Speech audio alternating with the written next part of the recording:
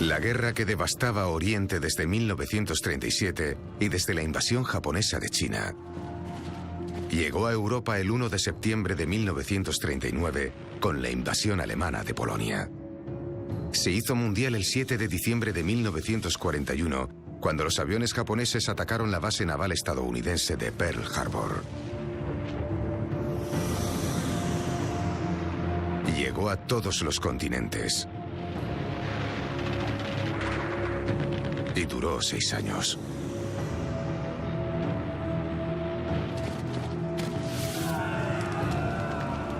Terminó con un arma nueva para una época nueva. Esta es la historia del mayor evento provocado por el hombre. Y estos hombres forman parte de dicha historia. Fueron testigos de los triunfos y de las tragedias de la guerra, allá donde tuvo lugar. Su testimonio es parte de la historia de cómo se creó nuestro mundo. Por parte de quienes pudieron pagar el precio. Y por aquellos que no lo consiguieron en las guerras que cambiaron el mundo.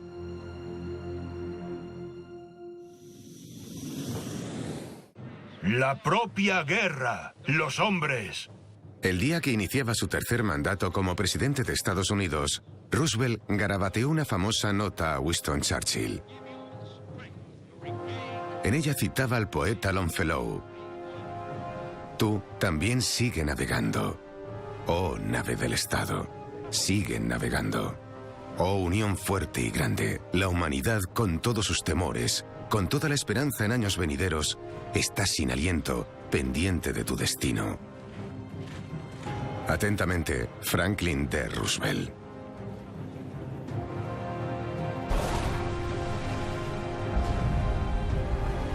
En enero de 1941, cuando Roosevelt garabateó la nota, la Gran Bretaña de Churchill se enfrentaba en solitario a los dictadores totalitarios.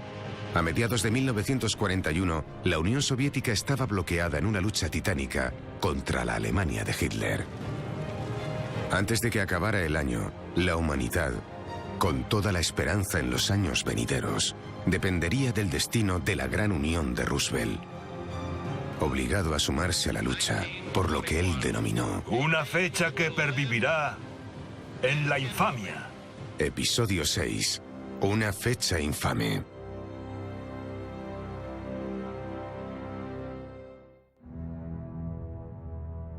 La noche antes de que nos atacaran, mi amigo y yo tuvimos problemas en Honolulu. Estábamos esperando un taxi y como no venían, nos metimos en uno que estaba vacío para darnos una vuelta. Y luego nos detuvieron por apropiación indebida, sea lo que sea eso. Japón no declaró la guerra a Estados Unidos. Japón no quería librar una guerra contra Estados Unidos. Japón sabía que no podría ganar esa guerra. Lo que quería Japón era anular el poder norteamericano durante el tiempo suficiente como para hacerse con una posición lo bastante fuerte como para salir fortalecido de las negociaciones de paz.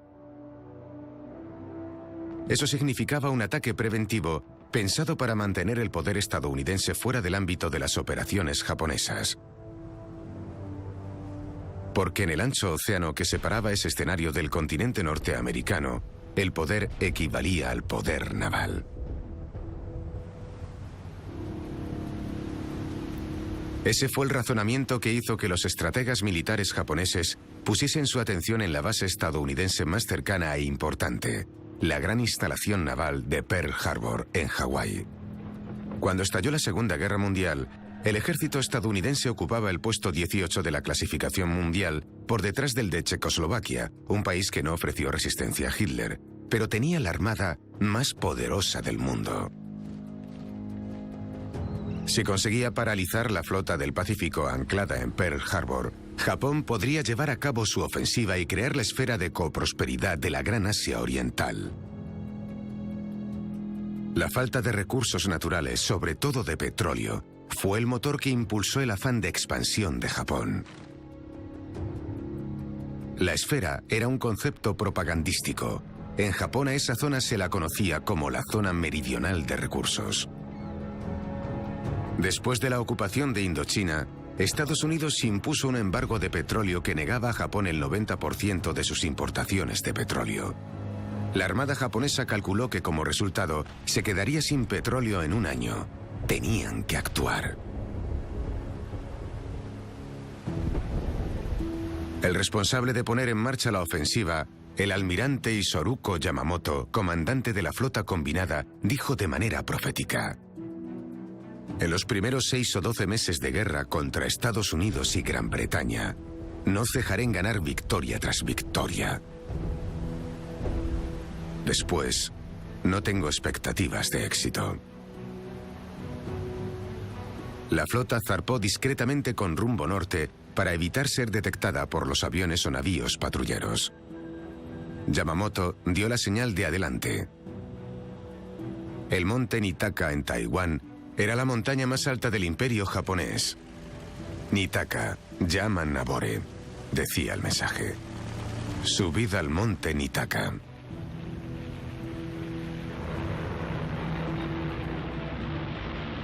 El 7 de diciembre de 1941, a las 7:48 hora local y totalmente por sorpresa, 358 aviones comenzaron el ataque en 2 oleadas. Al aproximarse, los radares detectaron a los aviones, pero ignoraron la advertencia. Supusieron que eran bombarderos estadounidenses que venían de California. Pensamos que las fuerzas aéreas solían hacer maniobras los domingos por la mañana. Nos pareció que era un poco pronto, pero enseguida vimos caer una bomba. Dijo: no parecen las fuerzas aéreas. Empezaron a dar órdenes y nos fuimos a nuestros puestos de combate a disparar a los aviones que se acercaban. Duró un par de horas. A mi artillero y a mí nos atribuyeron haber derribado a un avión. No sé cómo lo supieron. Permanecimos en los puestos de combate y vimos cómo bombardeaban el Arizona.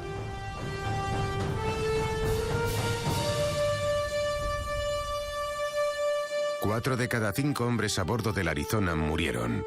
1.100 de las 2.403 bajas estadounidenses de ese día. Muchos de los chicos que quedaron atrapados en el fuego saltaron por la borda y algunos se ahogaron. Algunos se quemaron vivos. Pero yo fui de los que tuvieron suerte.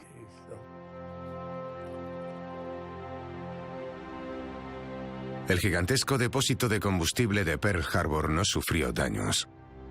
Y lo que tendría más consecuencias, durante el ataque había 2 portaaviones estadounidenses en el mar y en las aguas poco profundas del puerto. Los barcos dañados se quedaron varados en lugar de hundirse y la mayoría pudo salvarse y repararse rápidamente. 7 de diciembre de 1941. Una fecha que pervivirá en la infamia. Estados Unidos de América ha sufrido el súbito e intencionado ataque de las fuerzas aéreas y navales del Imperio de Japón.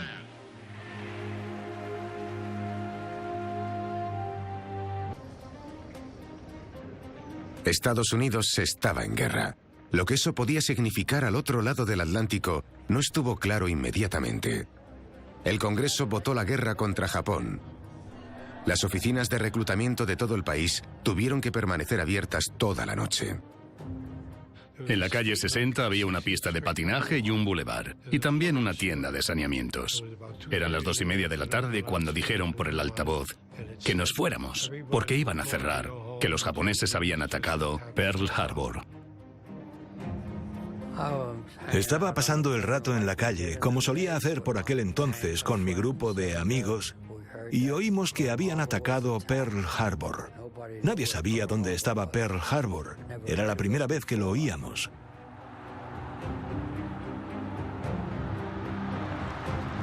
Lo recuerdo perfectamente porque en ese momento había un partido de fútbol en Chicago y pusieron las noticias. Fue alucinante. Al principio fue un shock para todo el mundo, pero lo más sorprendente fue que al día siguiente cientos de jóvenes se fueron para enrolarse inmediatamente en el ejército. Nuestro país está en guerra y creo que puedo ser más útil en el ejército que jugando al béisbol. Uno de los espías más eficaces y originales de la guerra fue Richard Sorge, un agente soviético que trabajaba en la embajada alemana en Tokio. Sorge había avisado con total exactitud de la Operación Barbarroja y le ignoraron. Cuando avisó a Stalin de lo de Pearl Harbor, no le ignoró. En octubre y noviembre, Stalin, sabiendo que Japón no era una amenaza, debido a su intención de enfrentarse a Estados Unidos, trasladó 10 divisiones, 1000 tanques y 1000 aviones desde la reserva siberiana para enfrentarse a Hitler. Richard Sorge siguió proporcionando información a Moscú hasta que fue capturado, torturado y ejecutado en 1944. La Operación Barbarroja se debilitó y sucumbió al barro del otoño y a la nieve del invierno. Del 500.000 de caballos que llevó el ejército alemán a la URSS, la mitad murieron antes de la primavera de 1942. El Ejército Rojo aprovechó las duras condiciones para contraatacar. El día antes de Pearl Harbor, Zhukov estableció el Frente Occidental, un ejército concentrado al sur del Frente Kalinin, al otro lado del helado Volga. Al día siguiente lanzó su ataque al sur de Moscú.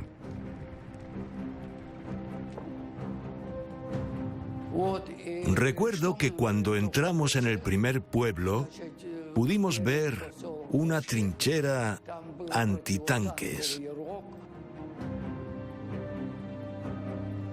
Era la primera vez en nuestra vida que veíamos a las tropas alemanas disparando a la gente de Kerch de forma indiscriminada.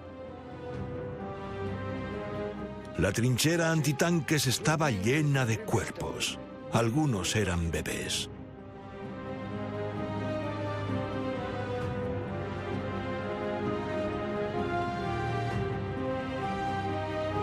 El 7 de diciembre, el comandante en jefe alemán von Brauchitsch dimitió tras sufrir un ataque cardíaco. Hitler se negó a aceptar su dimisión. Pocos días después cambiaría de idea y él mismo acabó ocupando el puesto de von Brauchitsch.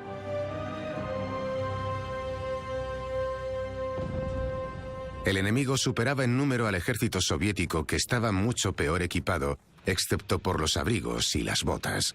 Los alemanes, creyendo que ganarían antes del invierno, no equiparon a sus hombres con los medios para sobrevivir al letal frío ruso.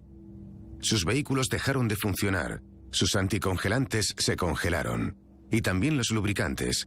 Avanzaban con los vehículos que encontraban en los territorios conquistados.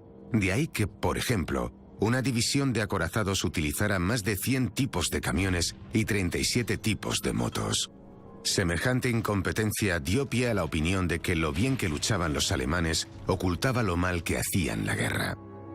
Cuando el frente sureste del mariscal Timoshenko empezó a avanzar el 13 de diciembre, von Brauchitsch, tras consultar con von Bock al mando del grupo de ejércitos centro, accedió a retirarse a una posición defensiva de invierno unos 145 kilómetros por detrás.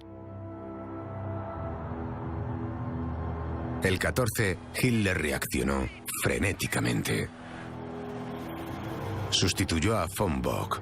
En los días siguientes sustituyó a Guridian y aceptó la dimisión de Brauchitsch.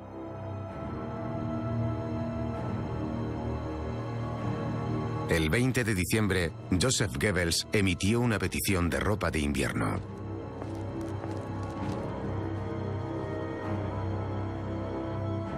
En diciembre de 1941, Los soviéticos habían perdido 4 millones de soldados, 8.000 aviones y 14.000 tanques. Habían perdido la mitad de sus reservas de hierro y acero, y la región con la mayor producción de alimentos.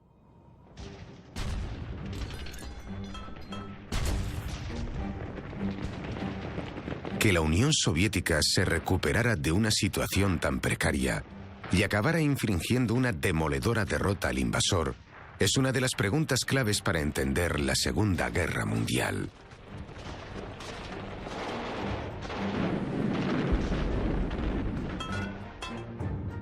¿Sabes cuál era nuestra principal defensa? Cuando los tanques se acercaban demasiado, les atacábamos directamente. Utilizábamos granadas antitanque, granadas de racimo, y las tirábamos debajo de las ruedas. Pero había que aguantar el tipo hasta que el tanque estaba cerca. Enfrentarte a los tanques de Guderian en unas condiciones tan duras, cuando los tanques avanzaban, la infantería motorizada venía detrás.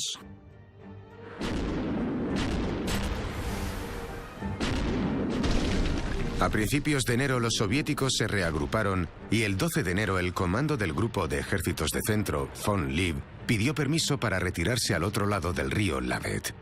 Hitler se lo denegó. Von Lieb renunció a su cargo. Para no acobardarse, solían emborracharse y atacar completamente borrachos.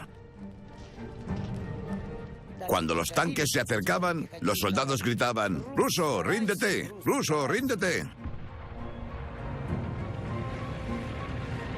6 días después de la dimisión de von Lieb, Timoshenko volvió al ataque. Cruzó el río Donetsk con la intención de dividir a las tropas alemanas al norte del mar de Azov. Nuestro ataque era tan intenso que los alemanes se rindieron y empezaron a retirarse. Dejaron una moto con un sidecar. Cuando miré vi que había una ametralladora dentro. Vino un soldado corriendo y me pidió que condujese la moto. Le pregunté si sabía usar la ametralladora. Yo iba de un lado a otro y él disparaba. Murieron muchos alemanes. Nos apropiamos de las trincheras desde donde nos atacaban. Yo era un chaval de 16 años.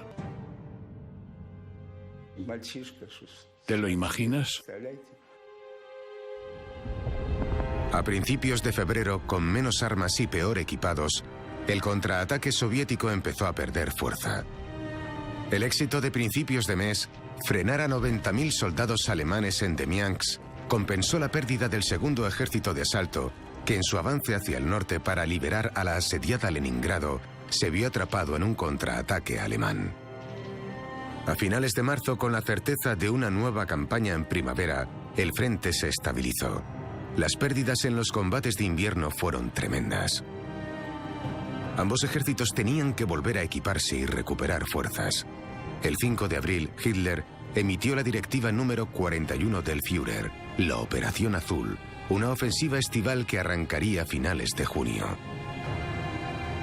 Dado que la Wehrmacht había sobrevivido al invierno sin verse obligada a una catastrófica retirada, como le ocurrió al Gran Armée de Napoleón, Hitler creyó que había desafiado tanto al destino como a la historia. «Hemos vencido», dijo al Reichstag, «al destino que acabó con otro hombre hace 130 años».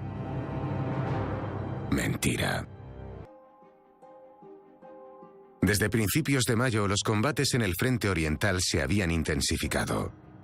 Hitler volvió a alinear sus objetivos alemanes en contra del consejo de algunos de sus generales. Dejó de lado Moscú para centrar su objetivo en la cuenca del Donetsk y más concretamente en los campos de petróleo caucasianos. Desde que empezó la guerra, el bloqueo de la Armada Real redujo las importaciones de petróleo alemanas en 2/3. Los campos de petróleo rumanos y caucasianos no eran solo un capricho, resultaban cruciales en una guerra moderna. El 11º ejército de von Manstein fue el primero en moverse. Atacaron Crimea para crear un punto de acceso e invadir el Cáucaso. Stalin, a pesar de las pruebas en su contra, seguía convencido de que Alemania volvería a asaltar Moscú. 4 días después, von Manstein puso en marcha su ofensiva. Stalin accedió a que Timoshenko atacara el Dnieper, pero se reservó 3 columnas al mando del general Golikov en previsión de un ataque a Moscú que nunca tuvo lugar. Lo que sí tuvo lugar fue la primera fase de la Operación Azul, cuyo nombre en código era Federico I. Recuperó el terreno de la ofensiva invernal soviética y abrió un frente que amenazaba al Cáucaso por el sur y a Stalingrado por la línea de avance. Federico acabó a finales de mayo. Las bajas alemanas rondaban los 20.000 hombres, mientras que solo en prisioneros los soviéticos perdieron un total de 214.000 hombres. Hitler voló a Poltava para tratar con sus generales la aprobación de una ofensiva de verano que les daría la victoria en el este. El asalto de la artillería a Sebastopol comenzó el 2 de junio. La infantería se incorporó el 8 de junio. El 30 de junio empezó la evacuación de la guarnición rusa por mar, y los primeros 6 meses de 1942 acabaron con los alemanes arrasando de nuevo la Unión Soviética. El avance estaba seguido por aquellos cuya misión era ejecutar el plan para el este de Alemania, la germanización del nuevo territorio y la eliminación de los infrahumanos. A mediados de marzo de 1942, casi 3/4 partes de los que morirían en lo que se conocería como el Holocausto seguían con vida. 11 meses después, casi 3/4 partes estaban muertos.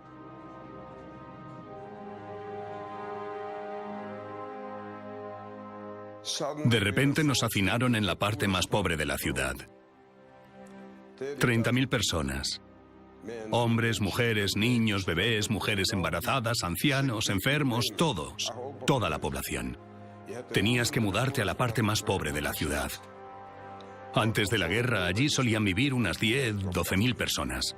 Luego éramos 30.000. Acabamos viviendo 10 en una habitación. El tifus se extendió por la falta de higiene.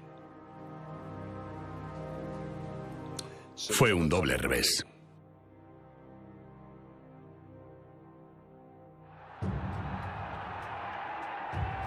El 30 de enero de 1942, Hitler pronunció un largo e inconexo discurso ante una multitud exaltada en el Palacio de Deportes de Berlín.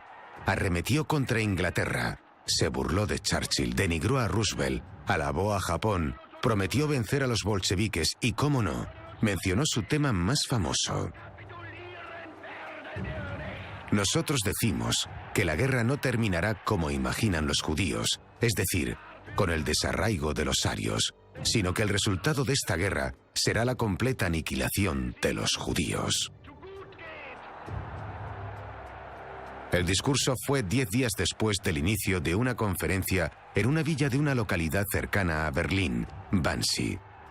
Era la conferencia de secretarías de Estado y se reunía para elaborar un plan para procesar entre 7 y 8 millones de unidades. Era el plan para la solución final al problema judío.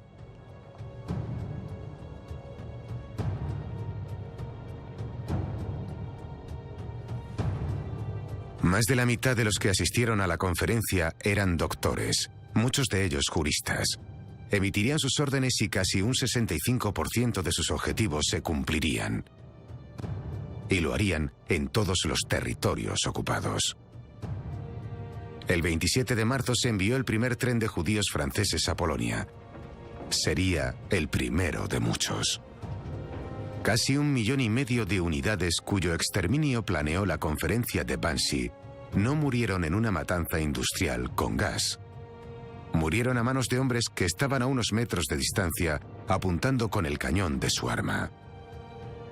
Todos esos hombres tuvieron la oportunidad de negarse a servir en los escuadrones de la muerte. Algunos lo hicieron. Pero en un régimen obsesionado con documentarlo todo minuciosamente, no existe ningún documento de nadie que fuera fusilado por negarse a servir en esos escuadrones, por negarse a lo que se denominaba el tratamiento especial. La extraordinaria determinación con la que se desviaban recursos y mano de obra del frente para destinarlos al programa racista era como se supone que dijo de una decisión de Napoleón Talleyrand: peor que un crimen, un error.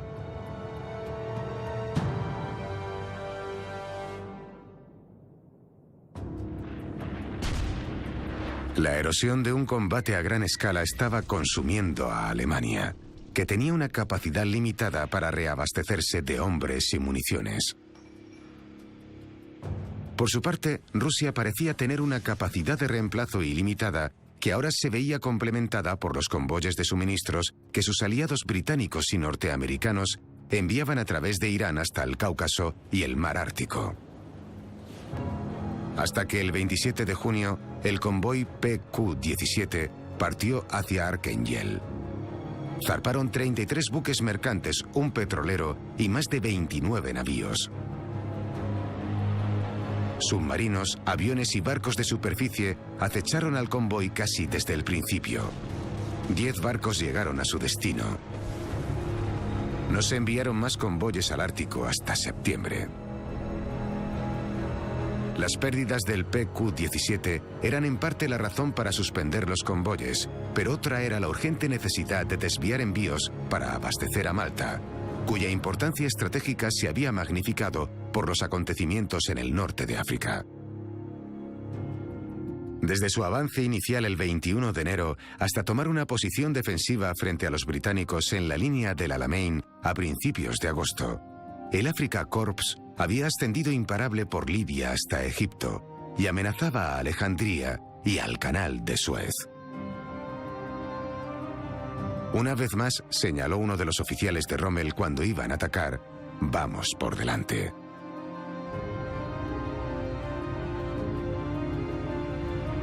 La primera división acorazada británica tenía 150 tanques, pero no parecía haber aprendido nada de la invasión de Francia. Seguían estando dispersos como los dedos de una mano.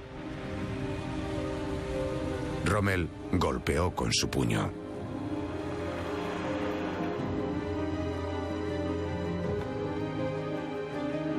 Retrocedimos hasta Derna y defendimos la posición. Luego nos arrasó, nos pasó por encima. Benghazi cayó el 29 de enero y la ofensiva continuó hasta principios de febrero, cuando las provisiones de combustibles de Rommel descendieron peligrosamente. Los británicos se las apañaron para recomponerse y hacerse fuertes en la línea de Gazala Bir Hakeim. En Gazala nos atrincheramos. No íbamos a retroceder, defenderíamos la posición luchando. Polacos, neozelandeses, australianos, sudafricanos, indios y franceses exiliados. Esa era nuestra línea en Gazala. A un lado el mar y al otro la arena. Rommel concentró toda su fuerza en esa sección. La retirada de Gazala impediría a las tropas aliadas del desierto utilizar los campos de Cirenaica, que habían sido vitales para poder proteger a los convoyes que abastecían Malta. La situación de la isla empezaba a ser particularmente precaria. Churchill rogó a su comandante en el desierto, Auchinleck, que atacara para robarle a Rommel el tiempo que necesitaba para reequiparse y darle un respiro a Malta.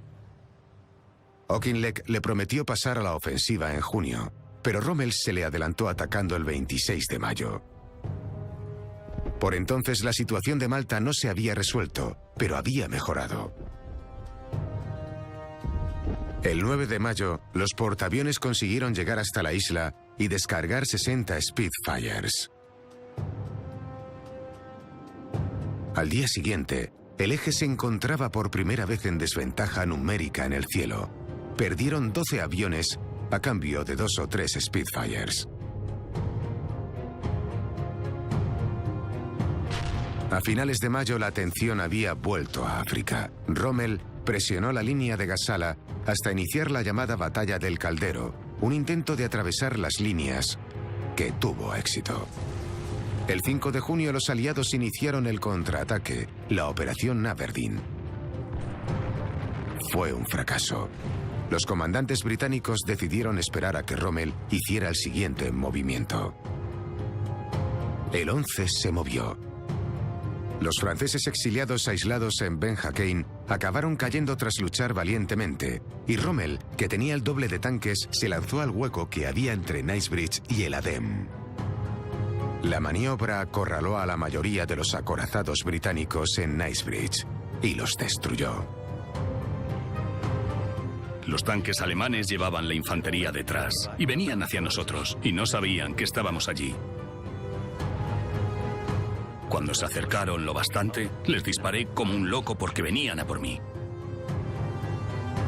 De repente aparecieron en lo alto de la cresta y empezaron a disparar. Y la infantería apareció por todas partes. El general Ritchie, al frente de la batalla y sin poder contactar con Auchinleck, su comandante en jefe, ordenó la retirada a la frontera egipcia, dejando el importante puerto libio de Tobruk aislado y vulnerable. Rommel se lo apropió el 21 de junio. Uno de los peores reveses, dijo Churchill, al que casi destituyen con una moción de censura de la Cámara de los Comunes. Una encuesta pública evidenció que más de la mitad de los ciudadanos británicos no aprobaban la gestión de la guerra del primer ministro. Nosotros salíamos de Tobruk mientras los alemanes y los italianos traían prisioneros británicos a Tobruk. Pasamos a su lado y ni siquiera nos vieron. Por supuesto, cuando llegamos a las barcas, no había remos. Y por desgracia acabé en un tiroteo, y lo siguiente que recuerdo es que estaba tirado en el muelle mirando a dos alemanes del ejército africano que me decían: Tommy, para ti la guerra se ha terminado. El 25 de junio, Auchinleck tomó el relevo de Ritchie. A finales de junio, Rommel se hizo con Mesa Matru, y el ejército egipcio había vuelto a la línea de Al-Alamein. Ahí fue cuando empezó el famoso caldero de Gazala. Era un sálvese quien pueda. Si veías un camión, te subías y te ibas. Nadie daba órdenes. No había nada parecido a un oficial. Tenías que pensar por ti mismo. No había nadie al mando. Era un caos total. La amenaza de Rommel parecía tan inminente que la flota británica del Mediterráneo partió a toda prisa de Alejandría hacia Haifa. Y el cuartel general británico en El Cairo empezó a destruir documentos anticipando la evacuación. Perdimos cientos de vehículos, hombres, armas, lo abandonamos todo. Nunca pensé que vería Tobruk. Pensé que antes venía Alemania porque estaban capturando prisioneros como moscas. Gracias a que interceptaron los mensajes, la inteligencia británica pudo decirle a El Cairo que Rommel reanudaría el asalto el 1 de julio. Y así fue. Pero la artillería británica estaba bien ubicada. Las fuerzas aéreas del desierto controlaban los cielos y había una tormenta de arena. El 3 de julio, después de avanzar solo 15 kilómetros, Rommel ordenó a su ejército que pasara a la defensiva. Durante 4 semanas hasta finales de julio, los soldados británicos, australianos, neozelandeses, sudafricanos e indios atacaron las posiciones del eje y también fueron atacados. Pero la línea apenas se movió. Cuando se reanudó el combate en el norte de África en la segunda mitad de 1942, resultó obvio que las tornas habían cambiado. La preocupación por la seguridad de la marina mercante fue la razón por la que los británicos llevaron a cabo una operación muy diferente, mucho más cerca de casa. La noche del 27 al 28 de marzo, un destructor obsoleto, el HMS Campbelltown y un comando creado específicamente atacaron la base naval de Saint Nassar. Su objetivo, el dique de Carena. Si desmantelaban las instalaciones, cualquier navío de superficie del eje que necesitase una reparación se vería obligado a hacer un viaje mucho más largo hacia el norte.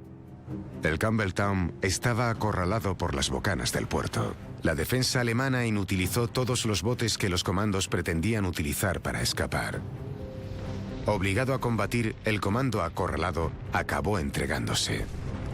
Después, el HMS Campbelltown, repleto de explosivos conectados a un detonador, explotó. El dique de Carena no pudo volver a utilizarse hasta 5 años después de que acabara la guerra. 169 hombres murieron. Las bajas alemanas superaron los 300. El ataque consiguió su objetivo y alentar la idea de ataques más ambiciosos. Se aprobó un asalto con anfibios en Dieppe con el nombre en código de Júbilo. Pero no hubo júbilo en Dieppe. No hubo nada que celebrar.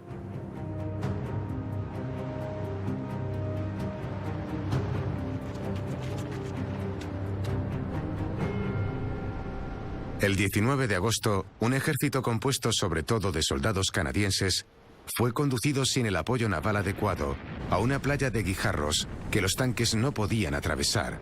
Apostados en las paredes del malecón, los defensores se cobraron un peaje letal.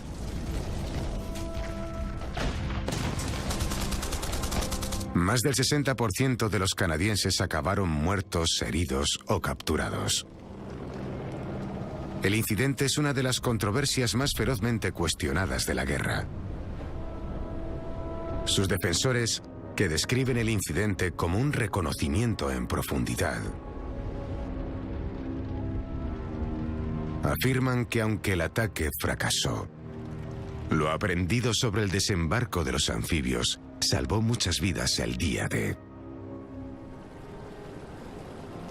La batalla del Atlántico no cejó nunca. La iniciativa pasaba de los aliados al eje con cambios de estrategias, nuevos códigos y nuevas armas. La segunda época feliz hace referencia a la exitosa oposición contra los fletes en la costa este de Estados Unidos. La entrada de convoyes suscitaba reticencias, pero el bloqueo de los pueblos de la costa no se ejecutó hasta que el almirante King, jefe de las operaciones navales, le vio sentido. El brigadier Dykes, secretario de los jefes de Estado en Washington, dijo de King que era un hombre con una gran personalidad y un cerebro muy pequeño. Las pérdidas desde principios de año hasta agosto, cuando el sistema de convoyes y otras medidas defensivas entraron en vigor, fueron de 609 navíos y miles de vidas, a cambio de 22 submarinos. Los submarinos hundían los navíos estadounidenses en la costa norteamericana, porque aunque fuese la decisión que más cara le saldría de toda la guerra, Alemania había declarado la guerra a Estados Unidos. Cuando el Congreso votó después del ataque de Pearl Harbor, se aprobó la guerra con Japón. El presidente Roosevelt estaba lejos de sentirse seguro de llevar al Congreso o al pueblo estadounidense a la guerra en Europa. Toda esa tensión desapareció cuando el 10 de diciembre, Adolf Hitler, que hasta ese momento no le había declarado la guerra formalmente a nadie, le declaró la guerra a Estados Unidos. Puede que confiara en que, transgrediendo los términos del acuerdo tripartito, provocaría a su aliado, Japón, a una declaración recíproca de guerra a la Unión Soviética. Pero quedó decepcionado. Ni Japón ni la Unión Soviética cumplieron estrictamente los términos del pacto de no agresión que firmaron en abril de 1941. El error de cálculo de Hitler fue catastrófico. En noviembre de 1940 le dijo al ministro de Asuntos Exteriores soviético, Molotov, que Estados Unidos no sería una amenaza militar hasta principios de los 70 u 80 como mínimo. En ese momento, Estados Unidos tenía un ejército de 100.000 hombres. En 1945, Estados Unidos tenía 14,9 millones de uniformados. Puso de manifiesto la estupidez de los prejuicios racistas nazis. El ministro de Exteriores Ribbentrop preguntó: ¿cuándo ha producido bombarderos un país amigo de los judíos como ese?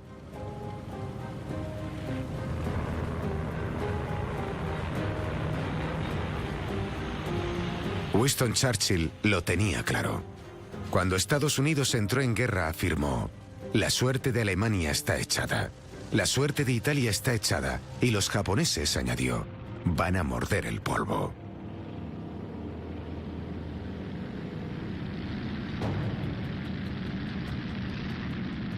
El regalo de Hitler a Roosevelt fue una bendición para Churchill. De la primera reunión de los líderes aliados tras la entrada de Estados Unidos en la guerra, la Conferencia Arcadia, celebrada en Washington de finales de diciembre de 1941 a mediados de enero de 1942, surgieron varias conclusiones importantes. El borrador de la Carta de Naciones Unidas fue una. La formación del denominado Comando ABDA, americano-británico-holandés-australiano, que cooperaría contra los japoneses en el lejano oriente, fue otra. Para Churchill, la conclusión más importante fue la decisión del presidente que sin la declaración de guerra de Hitler habría sido políticamente imposible de respaldar la estrategia ideada por Churchill para la guerra. Primero había que derrotar a Hitler antes de centrarse en la destrucción de Japón.